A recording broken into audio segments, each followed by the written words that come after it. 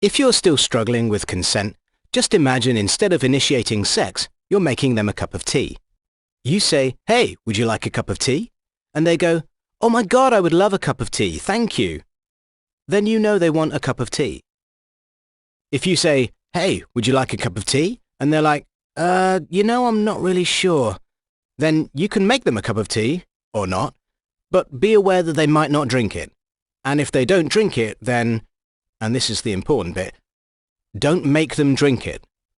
Just because you made it doesn't mean you're entitled to watch them drink it. And if they say, "No thank you," then don't make them tea. At all. Just don't make them tea. Don't make them drink tea. Don't get annoyed at them for not wanting tea. They just don't want tea, okay? They might say, "Yes, please, that's kind of you."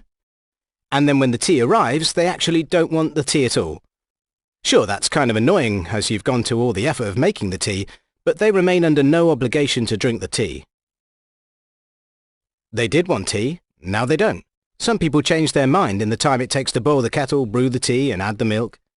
And it's okay for people to change their mind, and you are still not entitled to watch them drink it.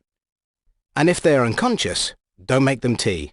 Unconscious people don't want tea, and they can't answer the question, "Do you want tea?" because they're unconscious. Okay, maybe they were conscious when you asked them if they wanted tea, and they said yes, but in the time it took you to boil the kettle or brew the tea and add the milk, they are now unconscious. You should just put the tea down, make sure the unconscious person is safe, and this is the important part again, don't make them drink the tea.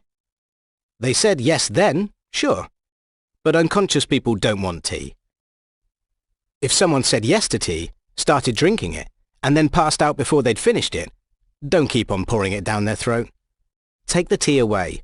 Make sure they are safe, because unconscious people don't want tea. Trust me on this.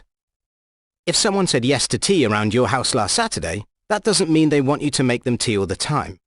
They don't want you to come around to their place unexpectedly and make them tea and force them to drink it, going, "But you wanted tea last week," or to wake up to find you pouring tea down their throat going, "But you wanted tea last night." If you can understand how completely ludicrous it is to force people to have tea when they don't want tea, and you are able to understand when people don't want tea, then how hard is it to understand when it comes to sex? Whether it's tea or sex, consent is everything.